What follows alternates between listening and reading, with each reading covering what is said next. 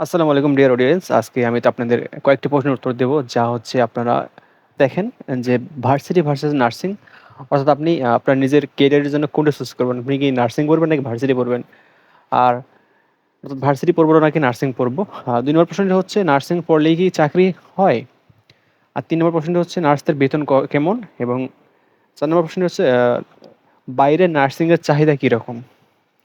তো সবার আগে আমি এই প্রশ্নের উত্তর দেব যে ভার্সিটি পড়বো নাকি নার্সিং পড়বো? আচ্ছা দেখুন, যদি আপনার একান্তই স্বপ্ন থাকে যে আপনি নার্সিং পড়বেন, সেক্ষেত্রে আমি আপনাদের কিছু বলব না। কিন্তু ধরেন আপনার কারো স্বপ্ন আছে যে আপনি ভার্সিটি পড়বেন, কিন্তু কোনো ক্রমে নার্সিং এর চান্স পেয়েছেন, তাহলে আপনি অনেকে কনফিউজিং এ ভোগেন যে আমি ভার্সিটি পড়বো নাকি নার্সিং পড়বো। আচ্ছা দেখেন, বর্তমানে বাংলাদেশের পরিপ্রেক্ষিতে নার্সিং এর যে চাকরির যে বাজার সেটা অনেক খারাপ। কারণ নার্সদের বেতন খুবই সীমিত। যার কারণে হচ্ছে আপনি নার্সিং পড়ে শুরুর দিকে যতদিন আপনার সরকারি চাকরি হবে, ততদিন আপনি নার্সিং থেকে ভালো মানের টাকা আয় করতে পারবেন না।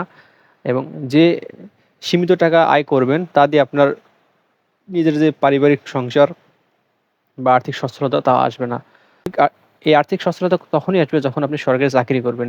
তার আগ অব্দি আপনার নার্সিংয়ে আপনি ভালো মুখ দেখতে পাবেন না। তো আমার মতে যে আপনি যদি ভার্সিটি চান্স পেয়ে থাকেন, তাহলে আপনাকে অবশ্যই ভার্সিটি পড়তে বলব। আর যদি আপনি অনার্স পড়েন, যে আপনি অনার্স পড়বেন, অনার্স পড়ে কি করবেন ভবিষ্যতে, সেক্ষেত্রে আপনি নার্সিং এ আসতে পারেন। হ্যাঁ, নার্সিং এ আসলে আপনার চাকরি হবে বা চাকরি করতে পারবেন, কিন্তু আপনার বেতন অনেক কম। যতদিন আপনি সরকারি চাকরি পাবেন, ততদিন আপনার নার্সিং সেক্টরে আসা বা নার্সিং সেক্টর থেকে ভালো মানের স্যালারি পাওয়া, এই আশা করা বৃথা। ২ নম্বর প্রশ্নটি হচ্ছে নার্সিং পড়লে কি চাকরি? আসলে দেখেন, সরকারি এই সরকারিতে নার্সিং এর সার্কুলার খুবই কম, অর্থাৎ বছরে ১ বার বা ২ বার দেয়।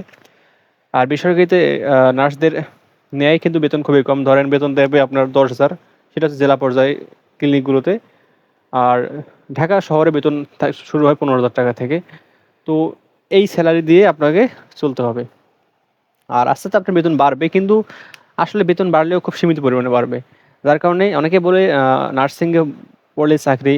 আসলে অনেকে আছে যে বর্তমানে চাকরি পায় না। কারণ মেডিকেল সেক্টর বা ক্লিনিকে বর্তমানে ভুয়া নার্স নিয়োগ দেওয়া হয়। যার কারণে নার্সিংয়ে আসলেই যে চাকরি তা কিন্তু না। এক্ষেত্রে আপনাকে রেফারেন্স লাগবে, আপনার পরিচিত লাগবে। তবে আপনি নার্সিং পড়ে চাকরি পাবেন। নতুবা আপনাকে নার্সিং পড়ে আপনাকে বেকার থাকতে হবে। অনেকে কোচিংয়ে ভর্তি করানোর জন্য বা বিভিন্নভাবে আপনাদের বলবে যে নার্সিংয়ে আসো। নার্সিংয়ে ক্যারিয়ার অনেক ভালো। নার্সিংয়ে পড়লে চাকরি হয়। আসলে এই ধারণাটা ভুল। ৩ নম্বর প্রশ্নটি হচ্ছে নার্সদের বেতন কত? তো আমি বললাম, যতদিন না আপনার সরকারি চাকরি হবে, ততদিন আপনি নার্সিং পড়ে নিজের যে চাহিদা সেগুলো মেটাতে পারবেন না। অর্থাৎ যখনই আপনার সরকারি চাকরি হবে, তখনই আপনি নার্সিং পড়ে নিজের চাহিদাগুলো মেটাতে পারবেন। আর এমনি অন্য সময় বেসরকারিতে নার্সদের বেতন খুবই কম। অর্থাৎ আপনার জেলা পর্যায়ে যে নার্সিং এর ক্লিনিকগুলো আছে, সেখানে আপনার বেতন ৮,০০০ বা ১০,০০০, এমনকি ৬,০০০ দিয়েও বেতন শুরু হয়। সো যতদিন না আপনার সরকারি চাকরি হবে, ততদিন আপনার নিজের চাহিদা পূরণের জন্য নার্সিং সেক্টরের জব ভালো না। তো এখন প্রশ্ন হচ্ছে, তাহলে সরকারি নার্সিংয়ের বেতন কিরকম? আসলে সরকারি নার্সিংয়ে হচ্ছে এই ১০ম গ্রেডের চাকরি। ১০ম গ্রেডের চাকরি, যা বেতন মোটামুটি ভালোই দেয়। আপনার হচ্ছে সব মিলে ওভারঅল আপনি মাসে ৩২,০০০ থেকে ৪০,০০০ টাকা পর্যন্ত ইনকাম করতে পারবেন সরকারি নার্সিং থেকে। আর আরেকটা প্রশ্ন হচ্ছে, বাহিরের দেশে নার্সিংয়ের চাহিদা কিরকম?